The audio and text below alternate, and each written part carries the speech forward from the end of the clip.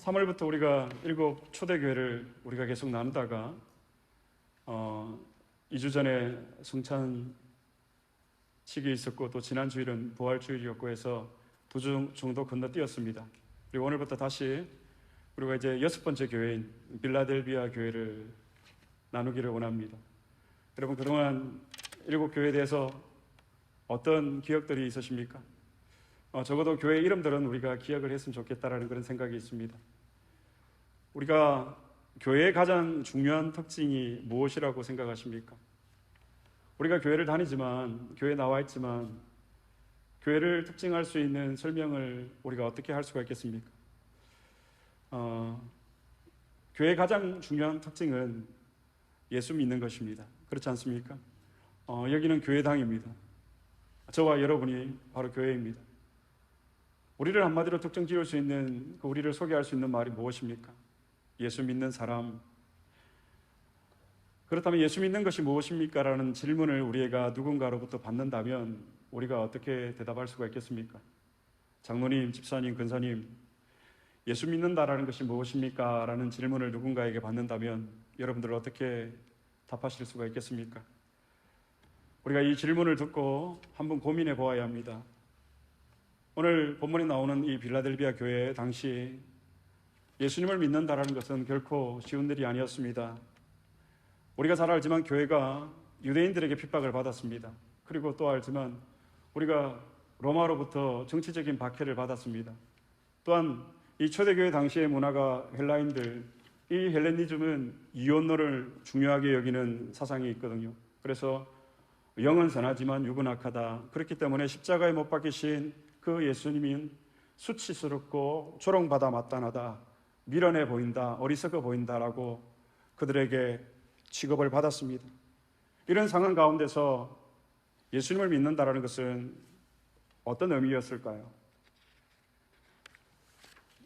여러분, 예수님을 믿는다라는 것은 우리에게 무엇입니까? 우리가 예수님의 말씀대로 살겠습니다라고 고백하고 선언하고 다짐하고 우리의 고백대로 우리의 삶을 살아드리는 것, 이것이 예수 믿는 증거입니다.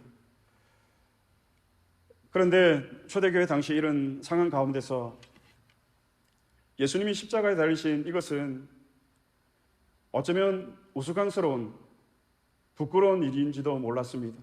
그래서 예수님을 믿는다는 것은 당시의 논리로 전혀 맞지 않는 말이었습니다. 그래서 기독교인들은 이 비방을 받고 박해를 받으면서도 그들은 신앙을 이어갔습니다. AD 17년경에 소아시아 7교회가 속한 지역에 큰 지진이 일어났습니다. 이 빌라델비아 교회가 있었던 이 도시 역시도 지진에 큰 피해를 입었습니다. 이때 로마 황제가 빌라델비아 도시에게 이 재난 지역을 선포를 하고 각종 지원을 하고 세금을 면제해 주었습니다. 이런 일들로 인해서 빌라델비아 도시는 이 로마에 감사하는 마음으로 황제를 숭배하는 그런 도시였습니다. 빌라델비아의 헬라어의 뜻이 형제사랑입니다. 형제사랑. 얼마나 아름다운 교회 이름인지 모릅니다. 하지만 이 빌라델비아 교회는 정말 우리 안디옥 교회가 본받아야 할 교회의 모델이기도 합니다. 왜냐하면 빌라델비아 교회는 책망을 받지 않고 유일하게 칭찬만 받은 교회가 바로 이 빌라델비아 교회입니다. 주님께서 이 빌라델비아 교회를 향해서 먼저 7절에서 이렇게 말씀하십니다. 우리 다 같이 한 번 더 7절 말씀 봉독하도록 하겠습니다. 빌라델비아 교회 사자에게 편지하라. 열면 닫을 사람이 없고 닫으면 열 사람이 없는 그가 이르시되. 오늘 7절에 보면 다윗의 열쇠가 나옵니다. 우리가 알지만 다윗은 구약의 가장 위대한 왕 중에 한 사람이었습니다. 하지만 이 다윗은 만왕의 왕이신 예수 그리스도의 그림자에 불과했습니다. 다윗의 열쇠는 무엇인가? 바로 예수 그리스도를 가리킵니다. 여러분, 열쇠는 언제 사용하죠? 제가 부임 전에 중장로님께서 연락이 오셔서 저에게 교회당 열쇠도 주시고 사택 열쇠도 주셨어요. 그래서 제가 교회당을 들어올 수가 있었습니다. 열쇠는 언제 사용하는 것이죠? 문을 열 때 사용하는 것이 열쇠입니다. 다윗의 열쇠가 누구이시라고요? 예수 그리스도이십니다. 예수 그리스도가 어떠한 것을 열고 닫으실 수가 있습니까?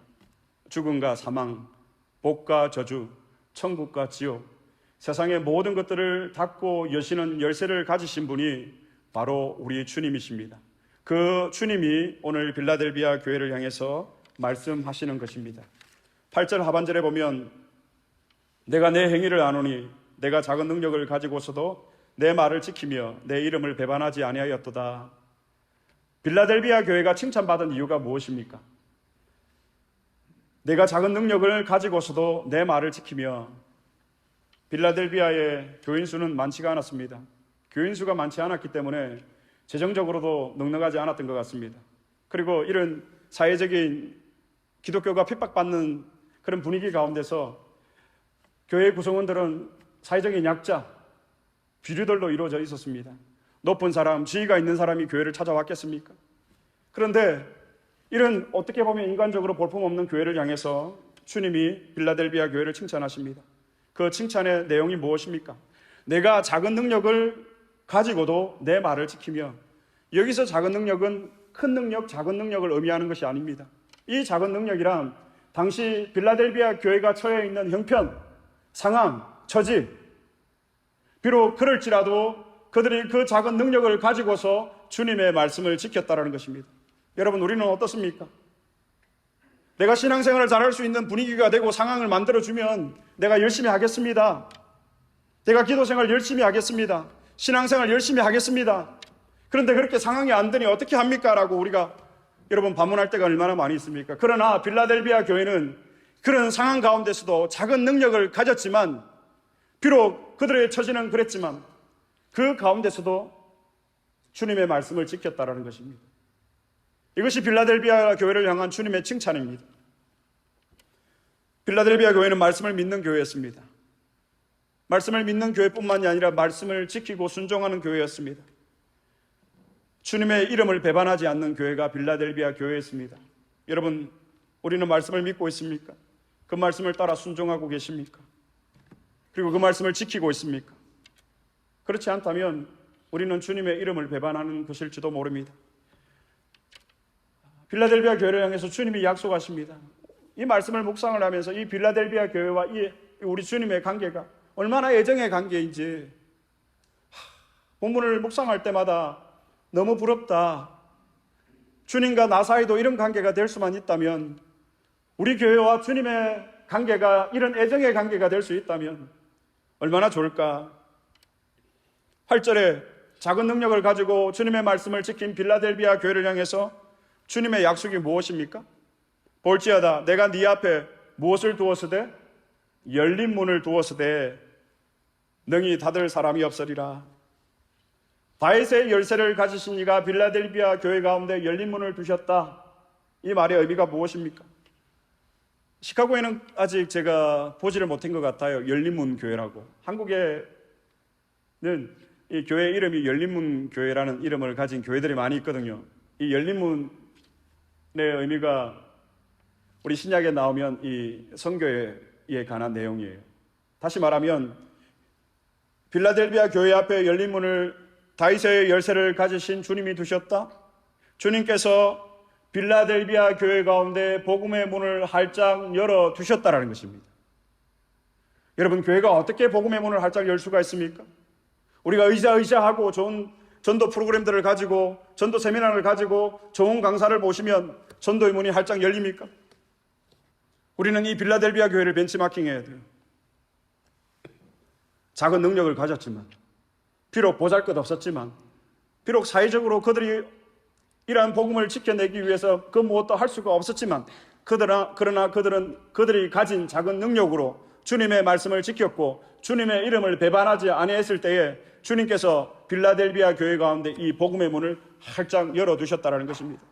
이후에 얼마나 많은 사람들이 이 빌라델비아 교회로 모였을까요? 우리 안디옥 교회가 이러한 복음의 문이 활짝 열리기를 축복합니다. 우리가 어떻게 이 복음의 문을 활짝 열 수가 있습니까? 우리의 작은 능력, 보잘것없는 것이지만 주님의 말씀을 지키고 주님의 이름을 배반하지 않을 때에 주님이 주시는 약속입니다. 내가 내 앞에, 안디옥 교회 앞에 열린 문을 두리니, 이런 은혜가 우리 가운데 임하기를 축복합니다. 구원받는 성도들을 계속해서 보내주시겠다라는 것입니다. 여러분, 우리가 이 빌라델비아 교회의 복음의 문이 열린 것을 우리가 잊어서는 안 됩니다. 또 주님은 이 빌라델비아 교회를 통해서 내가 계속 교회를 사랑하신다는 것을 알게 해주시겠다라고 약속하십니다. 9절 말씀, 본문 9절 말씀을 다 같이 봉독하시겠습니다. 보라, 사탄의 해당고 자칭 유대인이라 하나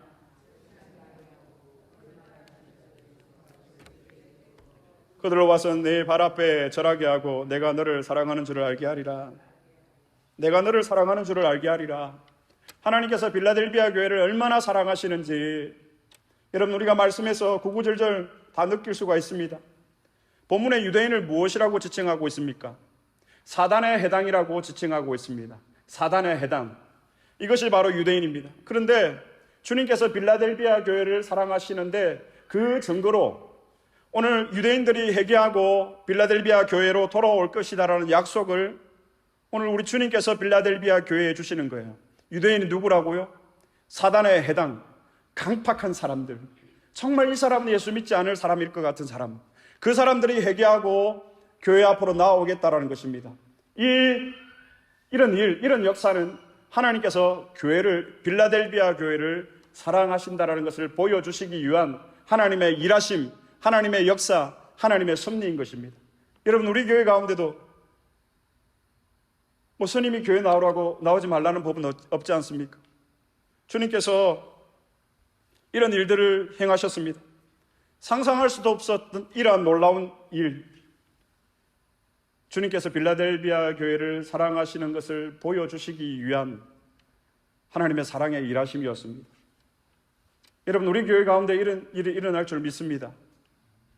우리가 이 믿음을 가지고 주님 앞에 엎드려야 합니다. 우리가 비록 가진 것은 작은 능력이지만 이 능력을 가지고 우리가 할 수 있는 주님 앞에 순종, 이 말씀을 지킴으로 우리가 주님의 이름을 배반하지 않을 때에 우리에게 열린 문을 두시고, 이 열린 문이란 여러분 아무도 닫을 수가 없습니다. 사람이 열어놓은 문은 또 다른 누군가가 닫을 수 있지 않습니까? 그러나 다윗의 열쇠를 가지신 그분이 한 번 열면 그 어느 누구도 닫을 사람이 없다라는 것입니다. 그런데 빌라델비아 교회를 향해서 주님의 약속은 계속 이어집니다.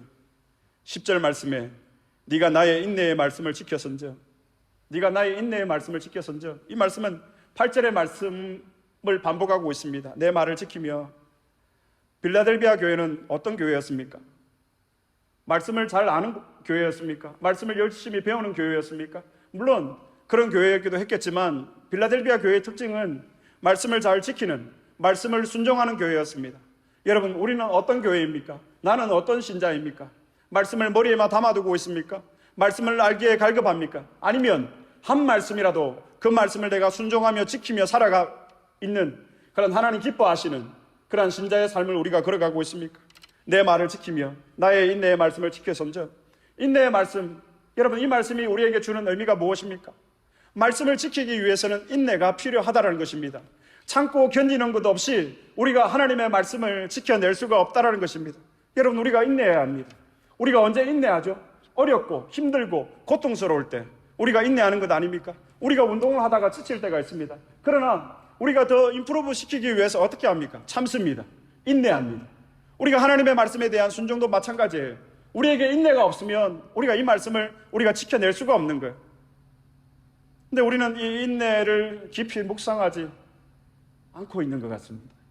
내가 지킬 수 있는 것은 지키고, 내가 지키기 싫은 것, 내가 하고 싶지 않은 것, 내가 원하지 않는 것은 지키지 않고, 이런 이분법으로 우리가 신앙생활을 하고 있지는 않습니까?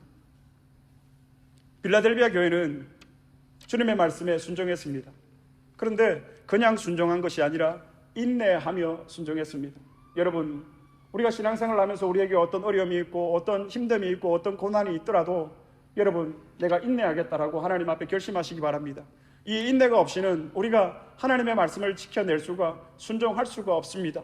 그래서 주님은 그 인내의 말씀을 지킨 빌라델비아 교회를 향한 상급을 주십니다. 그 상급이 무엇입니까? 10절 말씀에 내가 또한 너를 지켜 시험의 때를 면하게 하리니, 이 시험의 때를 면하게 한다라 해서 이 테스트가 면제되구나 이렇게 우리가 생각할 수가 있습니다. 그러나 원문에 보면 면하다라는 말이 전혀 없습니다. 다시 말하면 시험의 때에 내가 너를 지켜주겠다라는 말씀입니다. 여러분, 성도에게 시험이 없습니까? 아닙니다. 오히려 성도에게 더 많은 시험이 있습니다. 여러분 한번 생각을 해보십시오. 사단이 누구를 시험하겠습니까? 사단이 누구에게 환난을 주겠습니까? 구원과 상관없이 무관하게 살아가는 신자이겠습니까? 아니면 인내로서 하나님의 말씀을 지키려고 몸부림치는 신자이겠습니까? 당연히 그 인내의 말씀을 지키려고 하는 신자를 이 사단은 계속해서 시험할 것입니다. 그러나 이 주님이 주시는 상급 약속이 무엇입니까? 이 시험의 때에 이 시험을 면해주는 것이 아니라 이 시험 가운데 내가 너와 함께 하겠다. 다윗의 열쇠를 가지신 그분이 저와 여러분과 함께 하신대요. 시험 가운데서 시험이 올 것이다. 하지만 내가 너를 붙들어 지키고 넘어지지 않게 하겠다. 너희가 시험을 만날 것이다. 그러나 그 시험을 너희들이 넉넉히 이길 것이다. 이것이 빌라델비아 교회를 향해서 주시는 주님의 상급이었습니다. 여러분, 이런 상급을 가진 빌라델비아 교회의 신자들의 삶이 비록 그들이 유대인들에게 핍박을 받고 로마 정부로부터 박해를 받고 헬라인들에게 무시를 당하지만, 그러나 그들의 마음 가운데 하늘 소망을 가진 이 산 소망에 대한 당당함이 여러분 있지 않았겠습니까? 세상이 그것을 바라보았던 거예요. 그러나 우리 주님께서 하신 그 열린 문을 보고 세상의 교회로 나왔던 것입니다. 우리가 어떻게 우리의 교회의 복음의 문을 열어 제칠 수가 있습니까? 계속해서 주님은 빌라델비아 교회를 향해서 약속과 당부를 하십니다. 주님의 약속이 무엇입니까? 11절에 내가 속히 오리니. 저보다 연세가 많으신 분들이 계시지만 저도 우리 주님 정말 기다려집니다. 여러분만큼 저도 우리 주님이 보고 싶습니다. 근데 그 주님이 빌라델비아 교회를 향해서 오늘 저와 여러분을 향해서 무엇이라고 말씀하십니까? 내가 속히 오리니.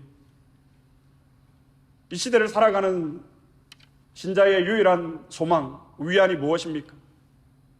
이거 아니겠습니까? 우리 주님 다시 오신다. 내 사랑하는 주님 다시 오신다.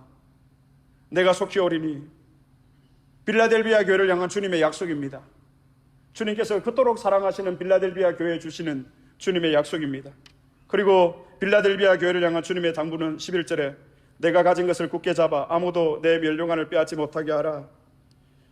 어릴 적 제가 어머니를 기다린 기억이 있습니다. 제가 초등학교 1, 2학년 그때는 오전 수업만 하잖아요. 그러면 집에 오면 어머니가 계시지 않아요. 그 당시 저희 가정이 넉넉하지 못했기 때문에 아버님도 일을 하셨지만 어머님도 부업으로 작은 일들을 하셨던 것 같아요. 시골에 가서 참기름을 빻아와서 시장에 내려가서 날푼을 팔아가지고 저희 사형제들, 또 부산에 가면 자갈치가 있거든요. 자갈치에 어묵, 오뎅이 유명합니다. 그 오뎅 공장에 가서 오뎅을 떼와서 아는 지인들에게 이제 파시는 거죠. 그렇게 저희 사형제들을 양육하셨거든요.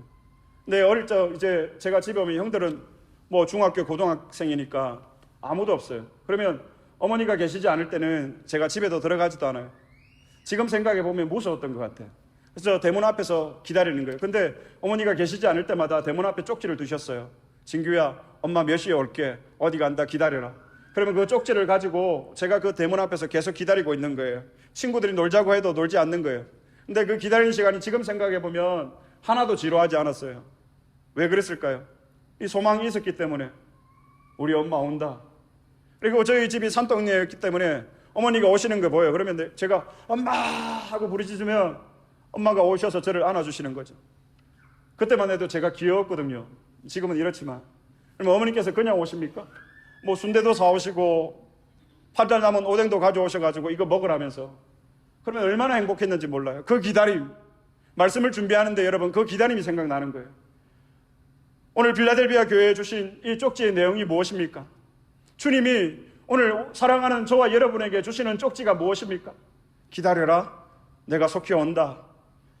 마라나타 아멘 주 예수여 어서 오시옵소서. 여러분, 우리의 매일의 삶은 그분을 기다리는 삶이어야 합니다. 왜냐하면 그분이 우리의 창조주이시고 우리의 주인이시기 때문에 우리를 가장 잘 아시는 그분의 방법대로 우리를 창조하셨기 때문에 주님의 오심을 내가 속히 온다라고 하는 것은 너는 나를 기다려야 하는 존재로 이 땅에 살아가야 한다라는 메시지인데, 여러분, 우리가 정말 주님 오심을 기다리고 계십니까? 빌라델비아 교회 성도들은 다시 오실 주님을 진심으로 기다렸습니다. 우리가 조금 참자, 인내하자. 또 11절 말씀에 내가 가진 것을 굳게 잡아라. 주님의 당부입니다. 빌라델비아 교회가 가진 것이 무엇이었습니까? 작은 능력뿐이었습니다. 그 상황 가운데서도 아무것도 할 수가 없었습니다. 그러나 그 주님은 무엇을 붙들라고 합니까? 네가 가지고 있는 그 작은 능력, 그것을 끝까지 붙들라고 하는 것입니다. 우리는 그렇게 생각합니다. 우리가 큰 능력이 있고 훌륭한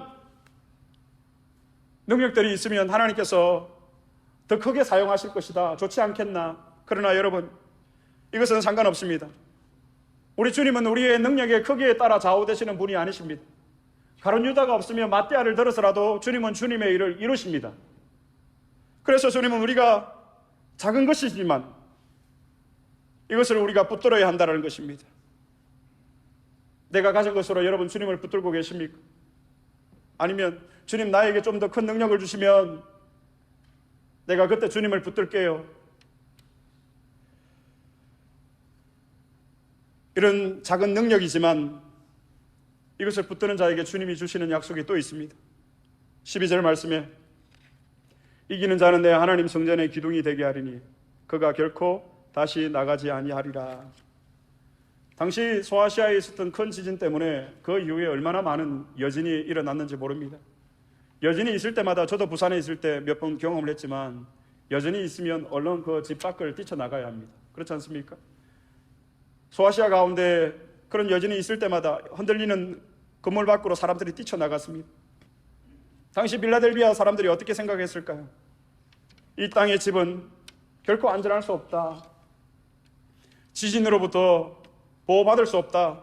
그들이 그렇게 생각했을 것입니다. 그런데 오늘 주님께서 빌라델비아 교회를 향해서 무엇이라 말씀하십니까? 성전의 기둥이 되게 하고 결코 다시 나가는 일이 없을 것이다. 여러분, 우리가 이 소아시아에 있었던 이 지진의 배경을, 상황을 이해를 하고 이 말씀을 대하면 여러분 좀 더 우리에게 와닿지 않습니까? 상징적인 말씀이에요. 빌라델비아 교회를 흔들리지 않는, 요동하지 않는 하나님 나라의 존귀한 존재로 삼으시겠다라는 것입니다. 여러분, 예수 믿기가 어렵다고 합니다. 교회다움을 유지하기가 어렵답니다. 그러나 우리 안디옥 교회를 성전의 기둥이 되게 하시고 여러분, 우리가 이 말씀을 붙잡아야 합니다. 이기는 자는 내 하나님 성전의 기둥이 되게 하고, 어떻게 이들이 이 말씀을 붙잡고 그 이름을 배반하지 않았을까? 우리 같으면 다 떠나지 않았겠습니까, 여러분? 신앙생활하기 너무 힘들고 너무 어렵다면 이 도시를 여러분 우리는 떠나지 않았겠습니까? 어떻게 이들은 인내의 말씀을 지키고 순종했을까? 오늘 계시록은 종말을 살고 있는 우리들에게 하나님 나라에 대한 소망을 줍니다. 12절 말씀에 내가 하나님의 이름과 하나님의 성 곧 하늘에서 내 하나님께로부터 내려오는 새 예루살렘의 이름과 나의 새 이름을 그의 위에 기록하리라. 하나님의 이름을 그의 위에 기록한다. 빌라델비아 교회 성도들에게 이 확신이 있었습니다. 나는 하나님께 속해 있다. 우리 빌라델비아 교회는 하나님께 속해 있다. 우리 안디옥 교회는 하나님께 속해 있다. 그러므로 우리 교회는 하나님 나라 천국 백성이다. 곧 나는 장차 주님의 영광에 참여할 것이다. 여러분, 정말 우리가 예수님을 믿습니까? 정말 우리가 예수님을 사랑합니까? 그러면 오늘 이 시간에 내가 지금 죽어도 천국에 갈 수 있다는 확신이 우리에게 있습니까? 천국에 대한 이 확신과 소망, 이것이 그들이 가진 작은 능력을 가지고도 믿음을 지킨 이유입니다. 그들은 세상에 속해 있었지만 세상을 초월해 살아간 것입니다. 우리가 말하는 이 시간은 공간적 개념입니다. 그렇지 않습니까? 우리는 지금 우리를 지으시고 우리를 보내신 그분을 향해서 이동해 가고 있는 것이에요. 공간에 이동을 하고 있는 거예요. 이 공간을 이동하고 있다는 그 증거가 뭐예요? 우리의 외모의 변화입니다. 우리가 갓난 아기에서 어린아이, 이 소년, 성인이 되어가고 점점 연로해가는 우리의 이 외모, 이것이 우리가 이 하나님께서 정해놓으신 이 영혼의 가운데서 공간을 이동해 가고 있다는 것입니다. 이 공간을 이동하고 있다는 것은 지구상에 지금 80억의 인구라고 하거든요. 이 80억의 모든 피조물들이 그분을 향해서 나아가고 있다는 거예요. 우리가 이 사실을 기억해요. 분명한 것은 어제보다는 오늘이 더 가까워졌다는 거예요. 그분 앞에서. 그래서 우리가 세상에 눈물면 우리가 어리석어서 이 사실을 우리가 정확히 깨닫지 못합니다. 인간이 정한 이 시간의 개념, 이 시간을 우리 영원하신 우리 주님께서 보실 때 어떻게 들여다보실까? 시간이라는 것은 무엇입니까? 우리에게 우주를 간단하게 바라보기 위해서 인간이 만든 방법이 시간입니다. 그래서 저는 50년을 살았고 앞으로 몇십 년을 더 살겠지라고 우리는 생각하며 살아갑니다. 여러분, 그런데 그렇습니까?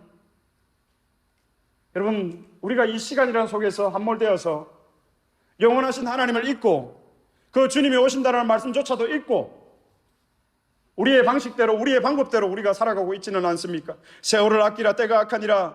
바울은 영원한 시간에 대해서 생각하며 살라라고 말을 합니다. 왜냐하면 경건한 신자들이 세상 가운데서 어려움을 당하면 하나님께 시간을 바칠 수 없기 때문입니다.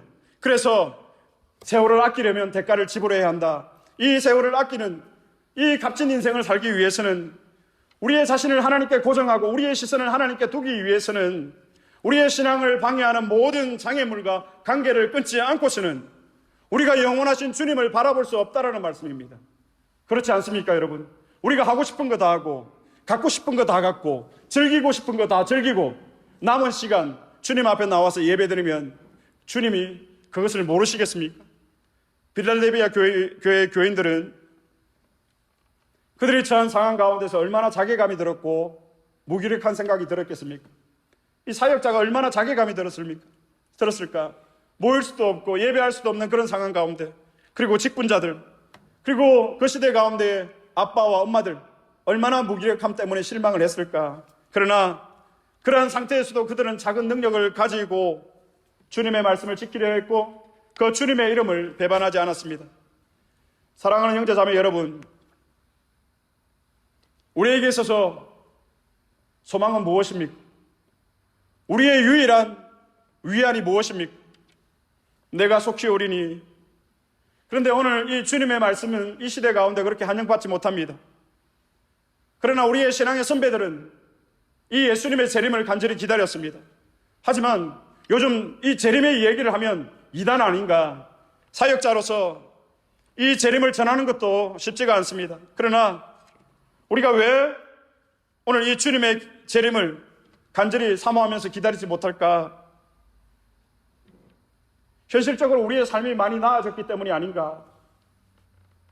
세상에 즐길 것이 차고 넘치고 우리가 누릴 것이 많은데 우리가 주님의 재림을 기다릴 이유가 없어진 것입니다. 내가 소망하고 내가 희망하고 계획하는 것들은 모든 것들을 내가 얻을 수 있기 때문에 굳이 주님이 오시지 않아도 나에게 어떤 소망도 필요가 없다는 것입니다. 우리는 주님이 다시 오신다는 이 말씀을 우리는 기억하며 살아야 합니다. 주님이 왜 오십니까? 사도신경에 주님이 오시는 이유를 무엇이라고 설명합니까? 딱 잘라 말하고 있습니다. 산자와 죽은 자를 심판하러 오시리니, 이것이 주님이 오시는 이유입니다. 그렇습니다.